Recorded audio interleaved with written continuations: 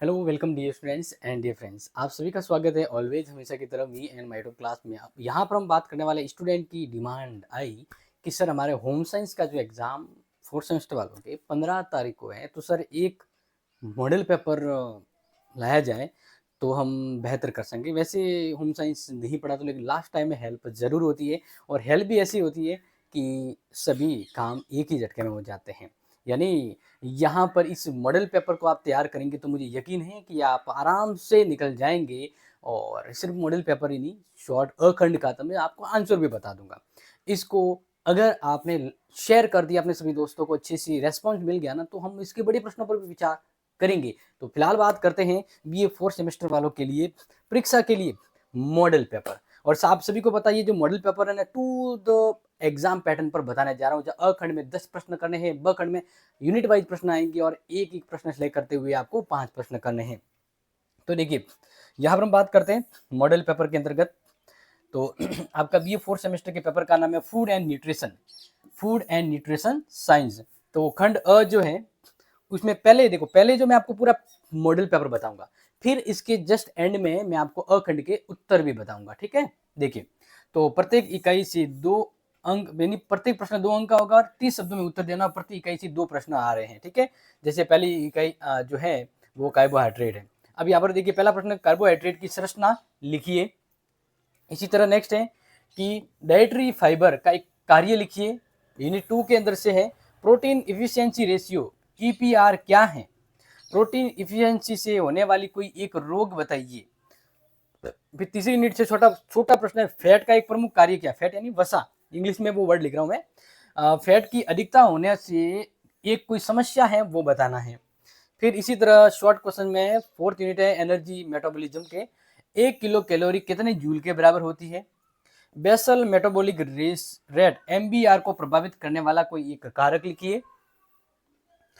Unit 5 से रहेगा energy metabolic से, जैसे विटामिन ए की कमी से होने वाले रोग, जितना भी विटामिन है वो याद कर लीजिएगा। शरीर में जल यानी वाटर का एक क्या कार्य है वो लिखना है। इस तरह से अब बड़ा खंड ब, जिसमें बड़े बड़े प्रश्न आता है, एक प्रश्न 12 नंबर का होता है, 500 शब्दों में करना, और प्रति इकाई से 2 प्रश्न है, करना एक एक ही है। जैसे पहली कार्बोहाइड्रेट इकाई है तो पहला प्रश्न बड़ा 12 नंबर का। अब ये 12 नंबर के शानदार इंपॉर्टेंट क्वेश्चन से याद कर लीजिएगा। कार्बोहाइड्रेट की संरचना, वर्गीकरण एवं कार्य स्पष्ट कीजिए। डाइटरी फाइबर के प्रकार एवं उनके स्वास्थ्य पे महत्व पर चर्चा कीजिए। पहली यूनिट से जबरदस्त प्रश्न है, तैयार कर लेना। यूनिट 2 प्रोटीन है, प्रोटीन की गुणवत्ता मापने की विभिन्न विधियों जैसे ईपीआर, एमबीयू, बीवी की व्याख्या कीजिए।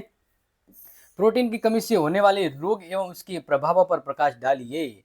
वैसे यहाँ पर यूनिट 2 से मैंने आपको प्रश्न बताए थे ना, छोटे वाले जस्ट बताए थे। चलो, तो आगे बात करते हैं यहाँ पर।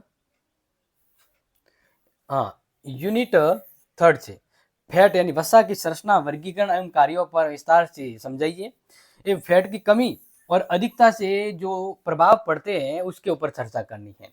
इसी तरह से एनर्जी मेटाबॉलिक यानी यूनिट 4 से जो बड़े प्रश्न है कि बेसल मेटाबॉलिक रेट की मापन विधिया और प्रभावकारी कारणों को स्पष्ट करना है। एंड नेक्स्ट है शरीर की ऊर्जा आवश्यकताओं को प्रभावित करने वाले कारकों पर निबंध लिखिए। और 5वीं जो यूनिट है उससे बड़े प्रश्न है कि फैट सोबल व वाटर स्यूबल विटामिन का वर्गीकरण और कार्य और स्रोत बताइए, जो घुल मिलने वाले विटामिन की बात कर रहे हैं।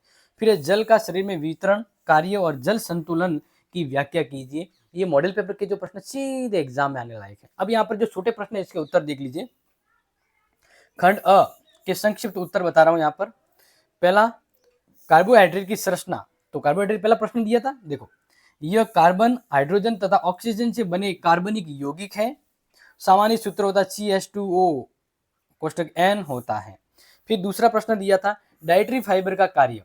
तो आंतों की गति को नियंत्रित करता है और कब्ज व पाचन संबंधी रोगों को बचाता है, डाइटरी फाइबर का। फिर प्रोटीन इफिशियंसी रेशियो EPR क्या है। यह किसी प्रोटीन की गुणवत्ता मापने की विधि है जिसमें शरीर के भार वृद्धि होने पर प्रोटीन सेवन से विभाजित किया जाता है। फिर प्रोटीन डिफिशियंसी यानी प्रोटीन की कमी से होने वाला रोग है क्वाशिकोर, वेरी इंपॉर्टेंट, और मेरमस, ये एग्जाम में जरूर टपकेगा। फिर है फैट का कार्य क्या है। फैट वसा, यह ऊर्जा को मुख्य स्रोत है ऊर्जा का तथा शरीर को ऊष्मा प्रदान करता है, और वसा घुलनशील विटामिनों को अवशोषित करती है, वेरी वेरी इंपॉर्टेंट। फिर फैट की अधिकता की समस्या, मोटापा, हृदय रोग, उच्च रक्तचाप, डायबिटीज का खतरा बढ़ता है। फिर नेक्स्ट है 1 किलो कैलोरी में कितने जूल होते हैं? 4184 जूल होते हैं।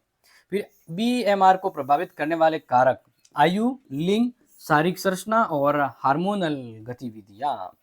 फिर 9वां प्रश्न है विटामिन ए की कमी से रतौंधी रोग होता है, नाइट ब्लाइंडनेस।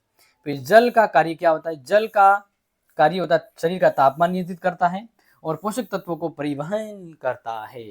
तो प्यारे विद्यार्थियों, ये हमारी ओर से अंतिम शानदार प्रयास था। अगर लगा आपको कि बड़े प्रश्न सही तो झटाक से फटाक से शेयर कर लीजिएगा। अगली शानदार इंपोर्टेंट क्लास में आप सभी से मुलाकात करता हूं। तब तक के लिए take care, share this video, love this video. जय हिंद, जय भारत।